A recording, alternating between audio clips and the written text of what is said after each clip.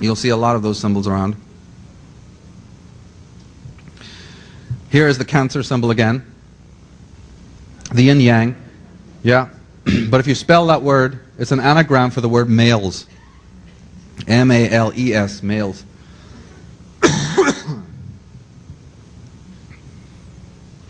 You couldn't have astrology without 4 cardinal points or 4 stars in the sky through which it becomes all possible. So you'll see a lot of corporate logos using this forester or 4-star motif. Whenever you see the word forester or these motifs, realize they're talking about astrology and the 4 cardinal points, the equinoxes and the solstices. You'll find the Mars, the symbol of the planet Mars. Anyone in Aries knows their symbol is Mars. You'll find it on Volvo. Volvo is the Scandinavian take on the Scandinavian word for vulva, which is the female opening. And Mars is the phallic symbol of the arrow.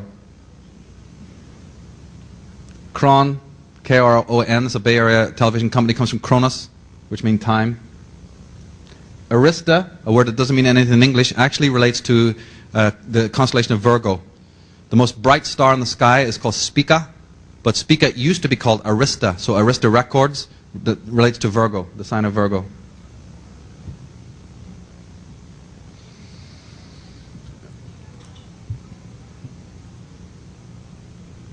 One of the most important motifs in astrology is, again, the spring equinox, the rising of the sun at the vernal equinox of the spring every year. You're going to find so many logos that deal with that. The sign of Aries is the sign in which the sun, rises on the spring equinox. That's in the sign of Aries. So you're going to find the motif of the sun rays, or the Mazda symbol is the horns of Aries, the horns of the ram. Here is the sun. The Nissan symbol is red, a red sun crossing a border or a barrier half above, half below, right? A horizon line. And by the way, you know what the word Nissan means? It means the first month of the year. In Hebrew, Nisan means our first month of the year in their language. So this is the sun rising above the horizon. Morning star is pretty obvious. Your most famous corporation franchise in America is nothing but the horns of Aries if you look at it. And that's why it's on a red background. The rising of the sun in the morning on the eastern horizon is exactly those colors, is it not? Right? Blazing yellow on the red sunlit background. That is an astrological motif relating to Aries, and if you know what Aries symbolizes, it represents power and aggression and dominance and will to power and libido and aggression and energy. Very powerful to use Aryan symbols in corporate logos because it works. Here is the Hyatt Hotel.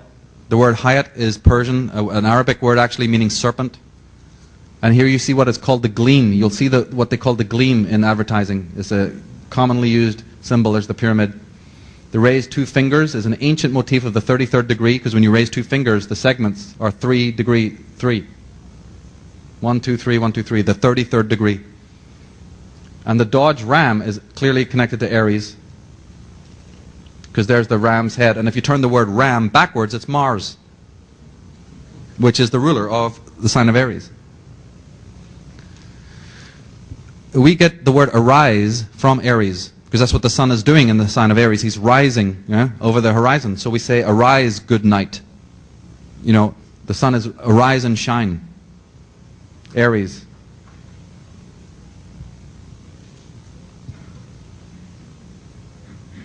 The sun is one of the most pervasive of all symbols in this particular thesis. You'll see the symbol of the sun all over the place. You know what Mazda means? Mazda is not Hebrew. Mazda is Persian for the first month of the year. Nisan in Hebrew means April, March and April. Well, Mazda means exactly the same thing. It is the first month of the year when the sun rises on the spring equinox. And you'll see constant motifs of this, the sun rising, corporate logos that represent the sun. Jordan Maxwell was saying yesterday that the very word on means light. And you'll always see this word highlighted, just like it is here. So many logos use the word on or on, highly lit in some way or defined, and the symbol of the sun and the pyramid.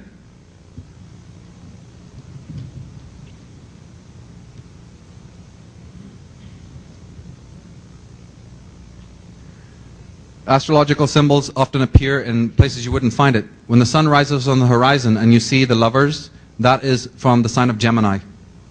That, by the way, even though it's hard to believe, is actually an astrological image that you're looking at, relating to the twins, to the sign of Gemini. It's very, very innocuous, but it's all over the place, this kind of imagery.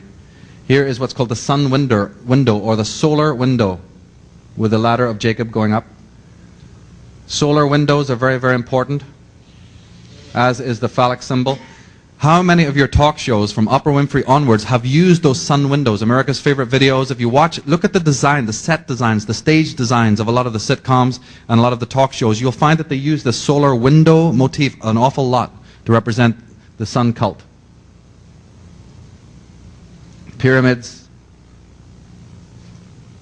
the background of the night sky, that represents a house of the zodiac. That's what a window represents, the solar window. Not only is the sun important, but the word light is important in many contexts. Light is important philosophically. Light is also important subliminally. If it is light beer, then shouldn't it be L-I-T-E? But look at the choice of the very spelling.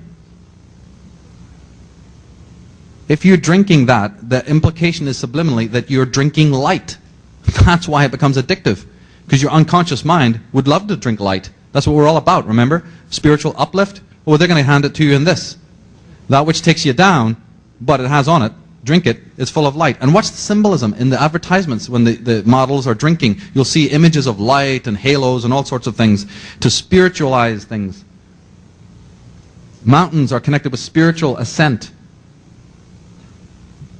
So is light. But look who's using it and for what purpose. The human wreckage and debris of these poisons that have been put into our life. Yes. Corona, Cronus. And many, many other symbols relating to Aries. Sears is an anagram for the word Aries. In the Shure advertisements, the sun will, in the advertisements, in the graphics, you'll see a beam of light come across. It'll move across the word. It'll suddenly glow on the R and move aside. Right? If you ever watch their logos, they're interesting. Redken means the Red King, which relates to the sign of Aries.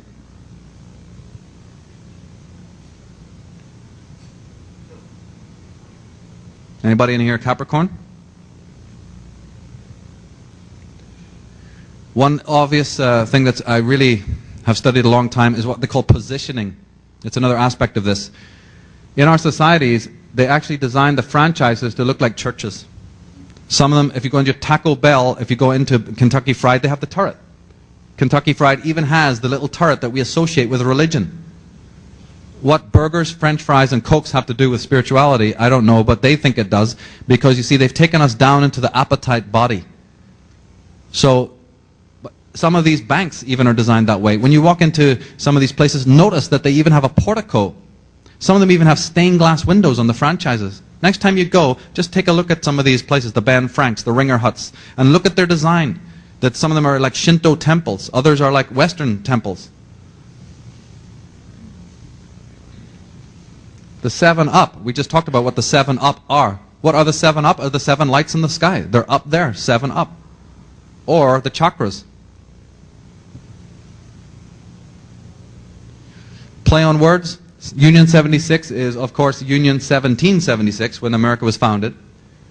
But in 1776, July 4th is in the sign of Cancer. So America is born under the sign of Cancer. That big golden ball that you see floating above the stations, what is it? What is the big ball that rotates in the sky that's all orange and gold? This is the sun, right? So they're already telling you there that this is the sun in Cancer in Union 76. But Masonry, people into Masonry are very smart. They use a lot of codes and cryptic analogs. If you take the number 76 and put it on a clock face and know what you're doing, you'll find something interesting. 7 o'clock is actually 660, is it not? Right? Just think about it for a moment. Follow me. 659, 660. Plus the 6, and you have 666. I'm not stretching it. This is the way they work.